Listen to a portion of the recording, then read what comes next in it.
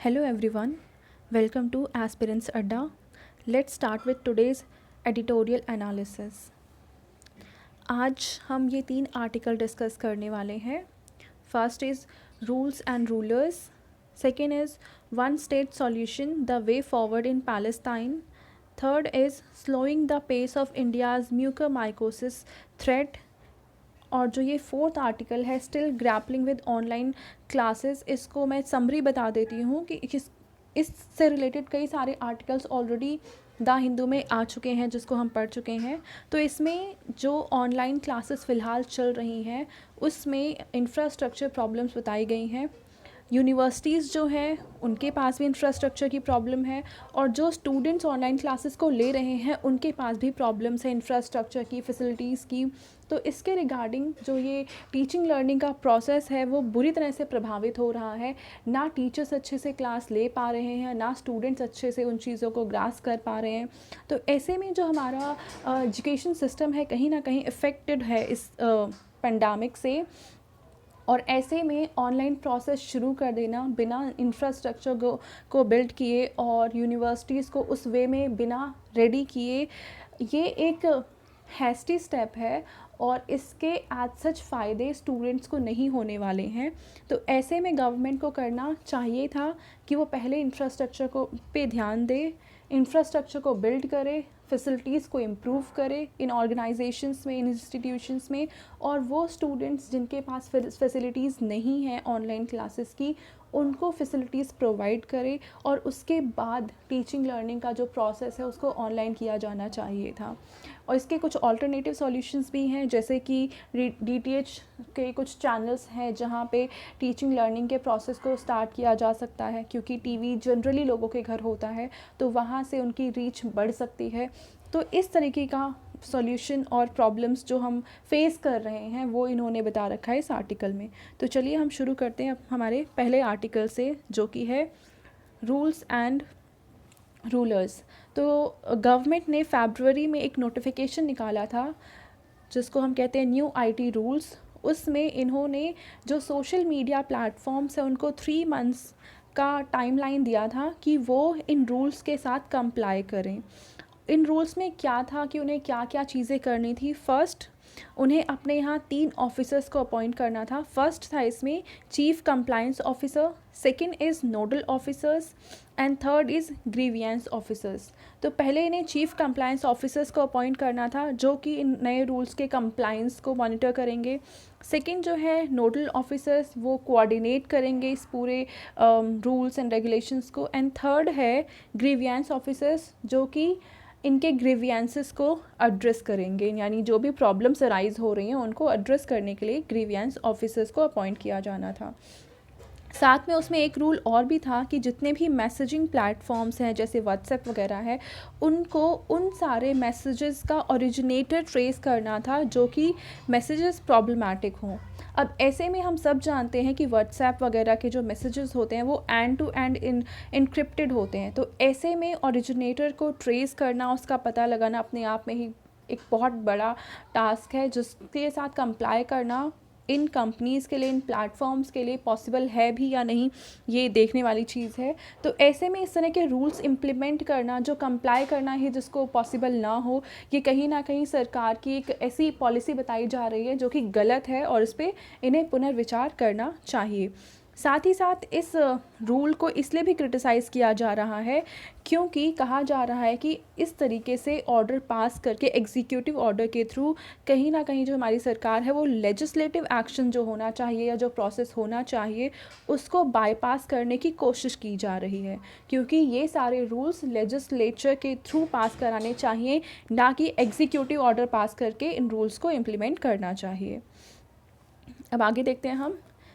Social media जो companies हैं उन्हें अगर ये जो लॉज आए हैं, रूल्स आए हैं, अगर ये प्रॉब्लमैटिक लग रहे हैं तो इन्हें इनके अगेंस्ट कोर्ट में जाना चाहिए और वहाँ पे इस बैटल को फाइट करना चाहिए न्यू रूल्स के अगेंस्ट. साथ ही साथ राइटर का कहना ये है कि हमारे पास अब रास्ता ये है कि government in social media industry है जो इन प्लेटफॉर्म्स है उनकी कंसर्न को सुने कि वो इन रूल्स के रिगार्डिंग क्या प्रॉब्लम्स फेस कर रहे हैं, वो क्या ग्रीवियंसेस बताते हैं अपनी, और इस तरह की जो आर्बिट्ररी रूल मेकिंग पावर है या जो इनका प्रोसेस है इसको वो दूर करें और लेजिस्लेचर के थ्रू और जो सही तरीका है इन रूल्स को निकालने का उस तरीके से रूल को निकाला जाए, अपनी मनमानी यहाँ पे सरकार करना बंद करे। ये राइटर का कहना है यहाँ पे। तो अब हम देखते हैं आज का हमारा सेकंड आर्टिकल जो कि काफ़ी इंपॉर्टेंट आर्टिकल है, और एक तरह से यहाँ पे जो जेरूसलम है, जो इज़राइल है और पैलेस्तीन का, इसका इशू शुरू से लेकर अभी तक का क्या क्या प्रॉब्लम्स वहाँ पे हैं, एक पूरी टाइमलाइन उन्होंने दे रखी है जो कि है one state solution the way forward is in Palestine. तो हम सबसे पहले मैप देखते हैं। 1946 में जो पैलेस्टाइन का एरिया, ये पूरा एरिया पैलेस्टाइन के अंडर था और यहाँ पे जूइश पॉपुलेशन बहुत कम थी। ये जो वाइट बीच में थोड़ा सा ये पार्ट दिख रहा है, यहाँ पे जूइश पॉपुलेशन आके सेटल होना शुरू हो गई थी। फिर हमने देखा कि यहाँ पे पहले ब्रिटिश रूल था, फिर जब यहाँ पे ब्रिटिश जाने लग गए तो इन्होंने जिस तरह से इंडिया में पार्टीशन का प्लान रखा था कि India and Pakistan separate countries बन जाएंगे, तो कुछ इस तरह का यहाँ पे प्लान रखा गया था। हम इसके थ्रू समझते हैं 1930 से ही इन्होंने ये प्लान बनाया था कि इनको पार्टीशन के थ्रू ही इंडिपेंडेंस मिल सकती है। तो जैसे कि इंडिया में हमने देखा, अल्जीरिया में हमने देखा कि पार्टीशन के प्लान्स बनाए गए थे कॉलोनियल रूल के द्वारा। फिर यहाँ पे सबसे पहले अगर हम देखें कि पैलेस्टाइन का जो पार्टीशन का प्लान है वो ब्रिटिश के द्वारा 1937 में बनाया गया था, और जब इस इशू को ब्रिटिश के द्वारा नहीं सॉल्व किया कर पाए वो लोग, तब इसको वो लोग लेकर गए यूएन में, और यूएन में 1947 में एक रूल बनाया, मतलब फाइनली अपना वर्डिक्ट दिया कि पैलेस्टाइन को 2 पार्ट्स में डिवाइड कर दिया जाएगा, और ये जो ग्रीन पोर्शन नज़र आ रहा है ये वाला, ये बन जाएगा पैलेस्टीनियन कंट्री, और ये जो वाइट पोर्शन है इसको बना दिया गया इज़राइल। यानी इस तरह से पैलेस्टाइन को 2 पार्ट्स में डिवाइड कर दिया गया और 2 कंट्रीज़ बना दी गई, एक है यहाँ पे इज़राइल और दूसरा है पैलेस्टाइन। अब यहाँ पे हम देख रहे हैं पैलेस्टाइन 2 टुकड़ों में है, एक है ये वाला पार्ट जिसको हम कहते हैं गाज़ा स्ट्रिप, और एक दूसरा ये वाला पार्ट है जिसको हम कहते हैं वेस्ट बैंक। तो 1947 में यूएन का जो प्लान था वो इस तरह का पार्टीशन था। उसके आगे हम देखते हैं, लेकिन जब ये पार्टीशन का प्लान रखा था ब्रिटिशर्स ने, या फिर यूएन में जब ये बात थी कि हम इस पार्ट को डिवाइड कर देते हैं जूइस एंड पैलेस्टीनियन लोगों के बीच में, तब पैलेस्टीनियंस ने एक शक जाहिर किया था कि अगर ऐसा होता है तो आगे चलकर जूइस पॉपुलेशन जो है वो अपना जो दबदबा है इस रीजन पे बढ़ाएगी, खुद को एक्सपैंड करेगी, और कहीं ना कहीं जो पैलेस्टीनियन पॉपुलेशन है वो ख़तरे में आ जाएगी। और एग्जैक्टली पार्टीशन के बाद यही हुआ। 1948 में 9 महीने के अंदर ही जीविश स्टेट जो था उसने पैलेस्टीनियन इलाके में अपना दबदबा बढ़ाना शुरू किया, ख़ुद को एक्सपैंड किया, और 80% जो पैलेस्टाइन था उसको इन्होंने हड़प लिया और वहाँ पे एथनिक क्लेंजिंग करना शुरू कर दिया। यानी पैलेस्टीनियन को या तो वहाँ पे उनका जीनोसाइड होने लग गया या फिर वहाँ से इनको निकाल के बाहर खदेड़ दिया गया, और इसको पैलेस्टीनियन ने नाम दिया नकबा द कैटास्ट्रॉफ। तो इस तरह की सिचुएशंस वहाँ पे होने लग गई कि जब 1947 के पहले जूइश पॉपुलेशन वहाँ पे सिर्फ इधर उधर से रहना स्टार्ट हुई थी, वहाँ पे सेटल होना शुरू हुई थी, और अब 1948 के बाद वो एक कंट्री बन चुकी थी और उन्होंने वहाँ से पैलेस्टीनियन जो पॉपुलेशन है उसको ही भगाना शुरू कर दिया था, और मास माइग्रेशन हुआ था 1947-48 में पैलेस्टीनियन लोगों का अपने ही कंट्री पैलेस्टाइन से। फिर 1967 में 6 डे वॉर भी इस समय हुआ था, तो इज़राइल ने ऑक्यूपाई कर लिया पैलेस्टीन का जो बचा कुचा एरिया था, उसमें से भी काफ़ी सारा पार्ट इन्होंने ऑक्यूपाई कर लिया, और इसके मतलब जो पहले माइग्रेशन हुआ था उसके बाद वापस इन्होंने 3 लाख पैलेस्टीनियन लोगों को यहाँ से भगा दिया। तो हम देखेंगे 1967 में जो मैप है वो कुछ ऐसा है। गाज़ा स्ट्रिप जो पहले इतना था वो अब कम होकर एक छोटा सा स्ट्रिप बच गया, और वेस्ट बैंक जो इतना बड़ा एरिया था अब वो कम होकर इतने से पोर्शन में सिमट गया। यानी बाकी जो पोर्शन है उस पर इज़राइल ने अपना कब्ज़ा कर लिया था पैलेस्टीनियन लोगों को वहाँ से निकाल कर या उनका जीनोसाइड करके और उनकी टेरिटरी को अपनी टेरिटरी में मिला लिया था, एनेक्स कर लिया था। अब हम आगे देखते हैं एथनिक क्लिनजिंग जो हमने देखा कि शुरू हुई थी 1947 के बाद से ही, वो आज भी कंटिन्यू है। और one of the root causes that ignite the cycle of violence last week, पिछले हफ्ते जो हमने देखा कि पैलेस्टीनियन यानी जो मेन गाज़ा स्ट्रिप है वहाँ और इज़राइल के बीच में जो भी प्रॉब्लम्स शुरू हुई वो इसी वजह से शुरू हुई थी कि जेरूसलम के पास, मैं आपको मैप में दिखाती हूँ, ये है जेरूसलम, यहाँ पे आपको दिख रहा है। इसके जस्ट इधर पास में ही एक प्लेस है जिसको हम कहते हैं शेख ज़र्रा। यहाँ से इज़राइल लोगों ने पैलेस्टीनियन को निकाल कर बाहर फेंकना शुरू करा कि वो चाहते थे यहाँ से पैलेस्टीनियन लोग चले जाएं। तो ये पॉइंट ऑफ कंटेंशन था जहाँ पे प्रेजेंट वाला जो सिचुएशन है, जो प्रॉब्लम्स है, वो अराइज़ हुई थी।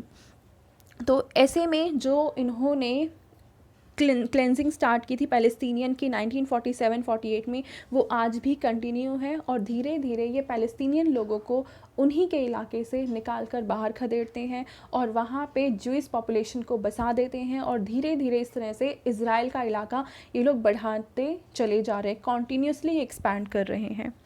अब इसके अलावा जो ये जीनोसाइड है, क्लेंजिंग है, इसके अलावा और क्या तरीके हैं जिस तरीके से ये अपना दबदबा बढ़ाते हैं इज़राइल, तो वो है ये मिलिट्री रूल इम्पोज कर देते हैं। हालांकि कहने को पैलेस्तीन अभी भी है, कुछ कुछ उसके इलाके बचे हुए हैं, पर वहाँ पे मिलिट्री रूल इम्पोज कर देना और वहाँ के जो अथॉरिटी है, मतलब ऑटोनॉमस तरीके से उसे ना चलने देना, अपने रूल्स को धीरे धीरे इम्प्लीमेंट करना डायरेक्टली या इनडायरेक्टली। तो इस तरीके से जो इज़राइल कंट्री है वो अपना दबदबा बढ़ाती जा रही है पैलेस्टीनियन लोगों पर और वहाँ की टेरिटरी पर।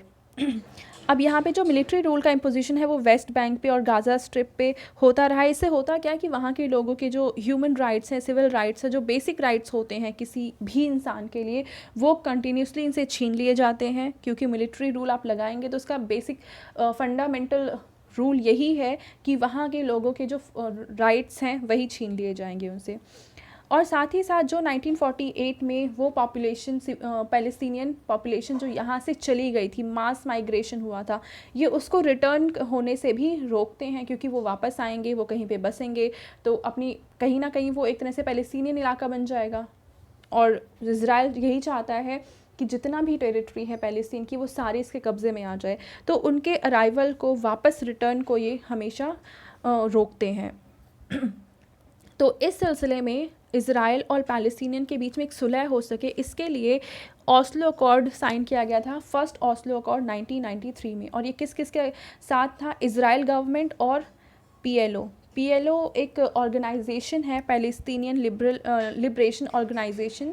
और ये जो इज़राइल के दो पार्ट्स हमने देखिए, ये है गाज़ा स्ट्रिप जिस पे रूल है फ़िलहाल हमास का, और ये जो वेस्टर्न बैंक है यहाँ पे हम कह सकते हैं कि किसका दबदबा है, तो PLO का।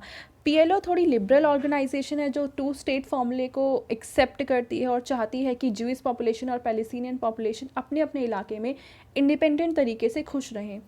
पर यहाँ पे जो हमास जो ग्रुप है वो कहीं ना कहीं एक्सट्रीमिस्ट ग्रुप है और वो चाहता है कि ये पूरा का पूरा जो एरिया है वो पैलेस्टाइन होना चाहिए और ज्यूइश पॉपुलेशन को यहाँ से निकाल भगाना चाहिए। तो ये दो मेन ग्रुप्स हैं और इनकी जो इश्यूज़ है, फंडामेंटल प्रिंसिपल्स हैं, वो एक दूसरे से काफ़ी अलग हैं। तो हमने देखा यहाँ पे, हाँ, हमें देखना है ओस्लो अकॉर्ड। तो 1993 में PLO और इजरायली गवर्नमेंट के बीच में फर्स्ट ओस्लो अकॉर्ड साइन हुआ जिसका एम था aimed at propelling peace process forward and 2 state जो सॉल्यूशन है, जो 1980s में इजराइल की वो फैक्शन जो लिबरल फैक्शन माना जाता है उसने ये सॉल्यूशन रखा था कि ठीक है 2 स्टेट प्रिंसिपल को इम्प्लीमेंट करना चाहिए और इस तरीके से पीस प्रोसेस लाया जा सकता था पैलेस्टीन और इजराइल के बीच में। फिर एक दूसरा अकॉर्ड साइन हुआ जिसको हम ओस्लो अकॉर्ड 1995 बोलते हैं। इसमें क्या किया गया इजराइल के द्वारा, जो वेस्ट बैंक है इनका, उसको अलग 2 पार्ट्स में डिवाइड कर दिया गया। मतलब 60% पार्ट ऐसा था जहाँ पे ज्यूइश पॉपुलेशन को सेटल करने की बात की गई और 40% जो पार्ट था वो सिर्फ अरब पार्ट बचा। तो ऐसे में मतलब वेस्ट बैंक जो ऑलरेडी पैलेस्टीनियन का पार्ट है उसको डिवाइड करके उसके भी दो पार्ट कर देना, एक ज्यूइश पॉपुलेशन के लिए और दूसरा अरब पॉपुलेशन के लिए, ये यहाँ पे इजराइल ने करना चाहा। ये वेस्ट बैंक में, वेस्ट बैंक का एरिया कौन सा है, ये वाला एरिया, तो यहाँ पे इन्होंने ऐसा करने की कोशिश करी। और सेम ऐसा प्लान इन्होंने गाज़ा स्ट्रिप पे भी प्लान किया था ऐसा करने का, पर जो गाज़ा का डिवीज़न है यहाँ पे, डिवीज़न ऑफ गाज़ा स्ट्रिप, ये नहीं पाए, ये इम्प्लीमेंट नहीं कर पाए। उसका रीज़न था क्योंकि जो गाज़ा स्ट्रिप है वहाँ पे पॉपुलेशन, इजरायली पॉपुलेशन काफ़ी कम इन्होंने डिवाइड, मतलब जो मेन जैसे मान लो ये गाज़ा है तो बहुत छोटा सा पार्ट इन्होंने इसराइल में मिलाने की बात करी थी जहाँ पे ये ज्यूइश पॉपुलेशन को सेटल कर सकते थे। पर क्योंकि वहाँ पे जो लोग थे उन्होंने इसका काफ़ी विरोध किया और उसके विरोध के बाद ये इनका प्लान सक्सेसफुल नहीं हो पाया। और इसके बाद ही जब इन्होंने देखा कि दोनों एस्लो अकॉर्ड में इज़राइल एक कदम और आगे बढ़ गया है और पैलेस्तीन को यहाँ पे बहुत ज़्यादा नुकसान हो रहा है, तब वहाँ के लोगों ने हमास जो ग्रुप है उसको सपोर्ट करना शुरू कर दिया, क्योंकि वो पीएलओ की जो नीतियाँ थी, जो उनकी पॉलिसीज़ थी, उनसे अब निराश हो चुके थे और उनके अगेंस्ट हो चुके थे। तो ऐसे में जब हमास का वहाँ पे दबदबा बढ़ा और अब इज़राइल की जो एक्सपेंशनिस्ट टेंडेंसी थी वो कहीं ना कहीं ईजिली नहीं हो पा रही थी, इसके बदले में उन्होंने क्या किया, ब्लॉकेट लगा दिया गाज़ा पे। और ये ब्लॉकेट आज भी कंटिन्यू है। वहाँ पे बहुत सारी जो खाने पीने की चीज़ें हैं और बहुत सी चीज़ें हैं वो इज़राइल के परमिशन से ही जा सकती हैं। तो इस तरह के जो गाज़ा स्ट्रिप है वहाँ की पॉपुलेशन, वहाँ के जो लोग हैं उनकी हालत फ़िलहाल हम सोच सकते हैं कितनी बुरी होगी, किस हालत में वहाँ पे वो रह रहे होंगे। अब इसको इन्होंने कंटिन्यू करते हुए 2018 में एक लॉ पास कराया इज़राइल गवर्नमेंट ने, जिसका इंटेंशन था, this was intended towards discrimination against Palestinian. देखो है क्या, इज़राइल एक डेमोक्रेटिक कंट्री है, पर वहाँ पे अगर हम सही मायने में देखें तो डेमोक्रेसी को फॉलो नहीं किया जाता है, क्योंकि वहाँ पे पॉपुलेशन दो हैं, ज्यूइश पॉपुलेशन भी है और पैलेस्टीनियन पॉपुलेशन भी है। पर पैलेस्टीनियन लोगों के अगेंस्ट यहाँ पे डिस्क्रिमिनेशन होता है और ये माना जाता है कि ये जो इज़राइल है वो ज्यूइश लैंड है। तो 2018 का जो सिटीजनशिप लॉ था उसमें यही एक तरह से ये बात कही गई थी कि इज़राइल में ज्यूइश पॉपुलेशन जो है उसके राइट्स होंगे, उनकी लैंग्वेज को प्रमोट किया जाएगा। एक तरह से ज्यूइश पॉपुलेशन को और ज़्यादा प्रमोट करने की बात की गई थी और वहाँ पे जो पैलेस्टीनियन लोग हैं उनके राइट्स को, उनकी लैंग्वेज को उस तरह से दबाने की बात की गई थी। तो एक तरह से यहाँ पे इन्होंने, राइटर ने एग्जाम्पल भी दिया है कि जिस तरीके से साउथ अफ्रीका में कॉलोनियल टाइम में हुआ था कि एक नई कॉलोनी बसा दी गई थी उन लोगों की जिसे उस समय ब्लैक माना जाता था या सेकंड सिटीजनशिप का दर्जा दिया जाता था, तो ऐसे लोगों को एक अलग से कॉलोनी दे दी गई थी। तो आज उस कंट्री को हम कहते हैं नामीबिया, जहाँ पे उन लोगों को, ब्लैक पॉपुलेशन को बसाया गया था। सेम ऐसे इंडिया में भी यही हुआ था, जब ब्रिटिशर्स यहाँ पे आए थे तो उन्होंने अपने बड़े बड़े अच्छे इलाके खुद के लिए बना लिए थे और उसके बाहर जो गंदी बस्तियां बच गई थी वहाँ पे इंडियन लोगों को बसाया जाता था। तो सेम ऐसा वहाँ पे भी किया गया और इसी चीज़ को कंटिन्यू कर रहा है इज़राइल प्रेजेंट के इज़राइल टेरिटरी में। तो यहाँ पे राइटर का कहना ये है कि फ़िलहाल जो सर्कमस्टेंसेस हैं इज़राइल में और पैलेस्टीनियन की जो सिचुएशंस हैं वहाँ पे, अगर हम ये सोचें कि एक सॉफ्ट वर्जन आ सके टू स्टेट का, तो वो भी पॉसिबल नहीं है, क्योंकि इज़राइल टू स्टेट को मानता ही नहीं है, वो पैलेस्टाइन को मानता ही नहीं है। उनका मानना है कि एक इज़राइल होना चाहिए जो कि प्रेजेंट इज़राइल टेरिटरी और प्रेजेंट जो पैलेस्टीनियन टेरिटरी है दोनों को मिलाकर एक कंट्री बनानी चाहिए जो कि इज़राइल होगी। तो अब यहाँ पे देखिए, हम मैप को एक बार वापस देखते हैं। तो ये था 1946 का पैलेस्टाइन, फिर ये बना पार्टीशन के बाद, फिर 1967 तक जो इन्होंने एरिया एनेक्स कर लिया था उसके बाद फिर जो इज़राइल बचा वो ये, और गाज़ा स्ट्रिप वेस्ट बैंक का ये एरिया बचा। अब इसके बाद भी एक्सपेंशन इन्होंने कंटिन्यू किया, तो इसके बाद गाज़ा स्ट्रिप तो ये है, और ये जो वेस्ट बैंक था उसका हम देखेंगे जो ईस्टर्न पोर्शन है, मतलब ये वाला पोर्शन पूरा ऑक्यूपाई कर चुके हैं इज़राइल और इसका वेस्टर्न पोर्शन ही बचा है अब पैलेस्टाइन के पास। और धीरे धीरे हम देखेंगे इसके बीच बीच में भी हम वाइट पोर्शन देख रहे हैं, इधर इधर इधर। तो इसका मतलब ये धीरे धीरे एक्सपेंड करते जा रहे हैं अपनी टेरिटरी को, और जो पैलेस्टाइन है उनकी टेरिटरी को रेगुलरली ऑक्यूपाई करते जा रहे हैं। तो ऐसे में अब यहाँ पे एक और प्लेस है जो कि बहुत ज़्यादा न्यूज़ में रहता है और बहुत बड़ा प्रॉब्लमैटिक प्लेस हम कह सकते हैं, इस क्राइसिस का मेन कॉज हम कह सकते हैं वो है जेरूसलम। ये पैलेस्टाइन के लिए भी काफ़ी इंपॉर्टेंट है, ये जूइश पॉपुलेशन के लिए भी काफ़ी इंपॉर्टेंट है और ये क्रिश्चियनिटी के लिए भी काफ़ी इंपॉर्टेंट है। तो इस प्लेस को लेकर विवाद हमेशा बना रहता है और ऐसे में हम देख रहे हैं कि ये तो ऑलरेडी ऑक्यूपाई कर चुकी है इज़राइल, लेकिन धीरे धीरे वो चाहते हैं इस पूरे एरिया को ऑक्यूपाई कर लें। तो ऐसे में हाँ, तो इन एरियाज़ पे जो हमने देखा कि ये है वेस्ट बैंक, यहाँ पे ऑलरेडी सेटलमेंट हो चुका है इज़राइल का और कुछ इस एरिया में ये लोग बढ़ते जा रहे हैं। तो ये जो लोग यहाँ पे आके सेटल हुए हैं उसको हम कहते हैं सेटलर। तो motives of settler colonial movement हमेशा यही रहा है कि वो जहाँ पे भी जाएंगे खुद की आबादी को बढ़ाएंगे, खुद के टेरिटरी को एक्सपैंड करेंगे और वहाँ के जो नेटिव लोग थे उनको वहाँ से निकाल के खदेड़ देंगे और ख़ुद वहाँ पे आराम से रहेंगे। तो यही फ़िलहाल इज़राइल की पॉलिसी है कि खुद की टेरिटरी को, खुद के लोगों के बढ़ाते जाना, एक्सपैंड करते जाना और वहाँ के जो नेटिव पॉपुलेशन यानी कि पैलेस्टीनियन पॉपुलेशन है उसको वहाँ से भगा देना।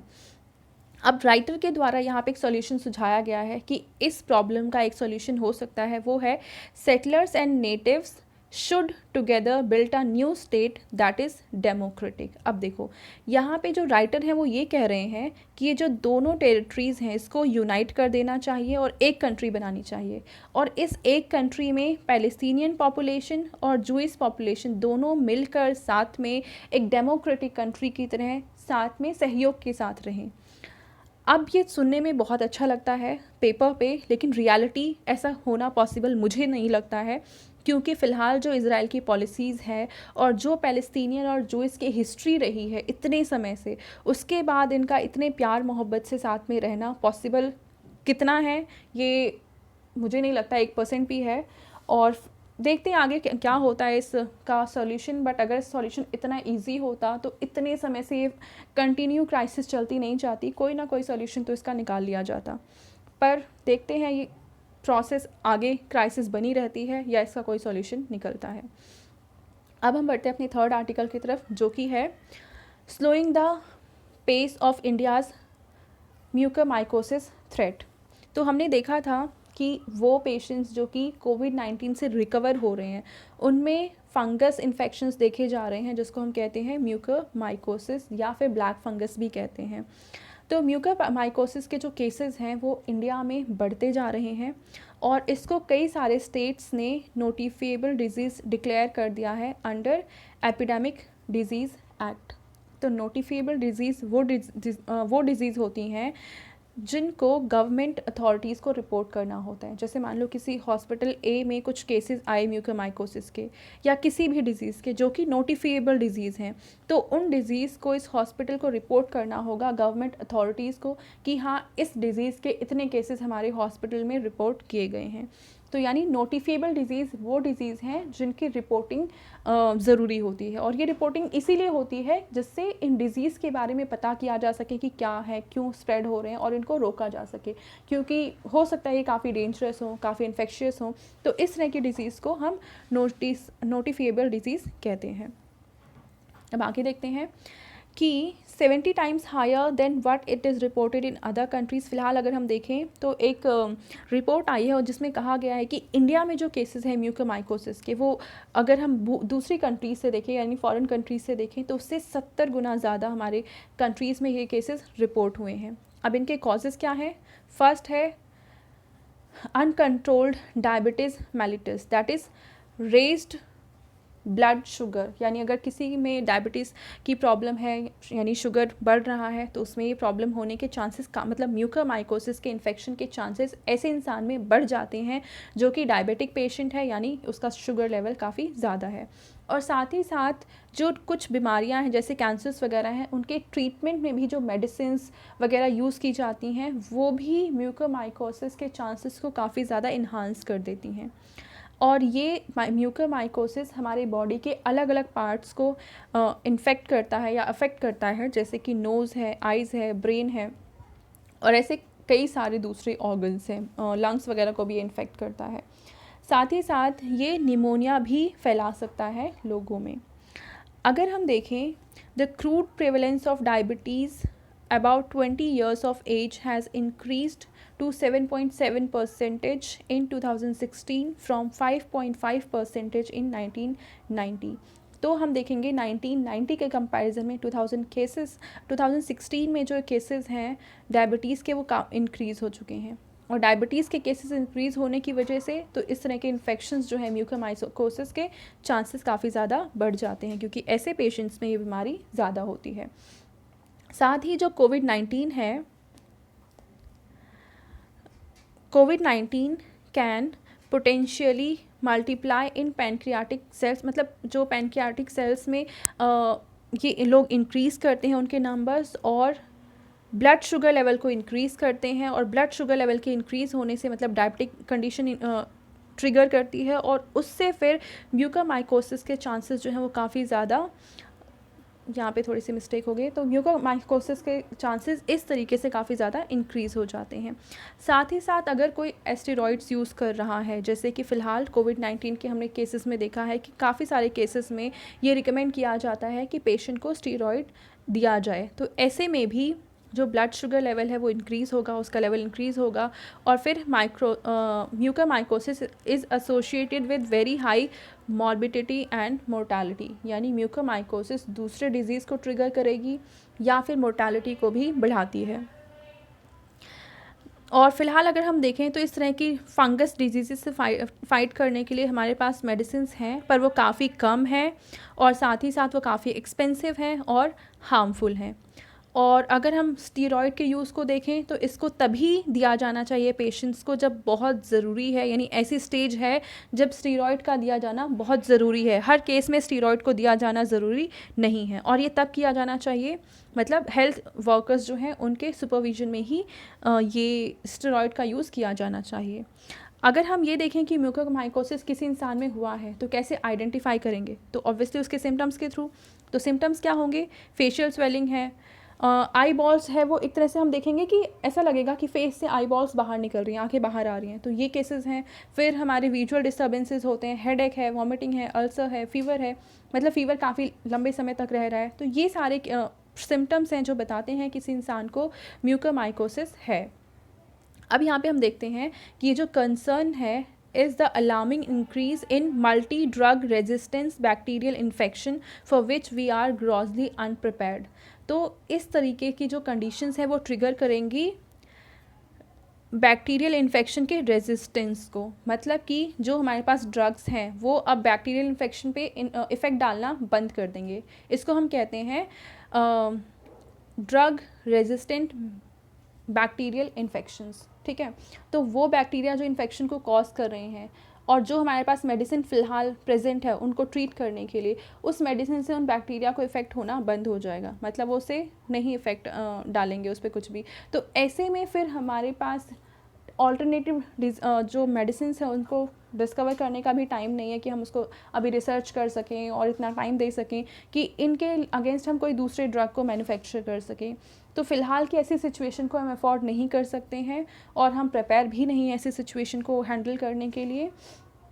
तो हमें यही करना चाहिए कि म्यूकोरमाइकोसिस से बचने के जो तरीके हैं, मतलब अपने डायबिटीज़ पे कंट्रोल करना, हेल्दी लाइफस्टाइल को अपनाना, स्टीरॉयड के यूज़ को कम करना, और स्टीरॉयड तभी यूज़ करना जब बहुत ज़्यादा ज़रूरी है, और हेल्थ केयर वर्कर के रिकमेंडेशन के बाद उनकी मतलब उनके सलाह के बाद ही इस तरह की चीज़ों को यूज़, मतलब स्टीरॉयड्स को यूज़ करना है ऐसी कंडीशन में, वरना आने वाली जो कंडीशन जो इसके कॉन्सिक्वेंसेस होंगे उनसे फ़ाइट करना हमारे लिए बहुत ज़्यादा मुश्किल हो जाएगा। तो बस इतना ही था हमारे फ़िलहाल के एडिटोरियल डिस्कशन में। Thank you. अगर आपको ये वीडियो अच्छी लगी है तो प्लीज़ इस वीडियो को लाइक करें, शेयर करें एंड सब्सक्राइब करें। Thank you so much.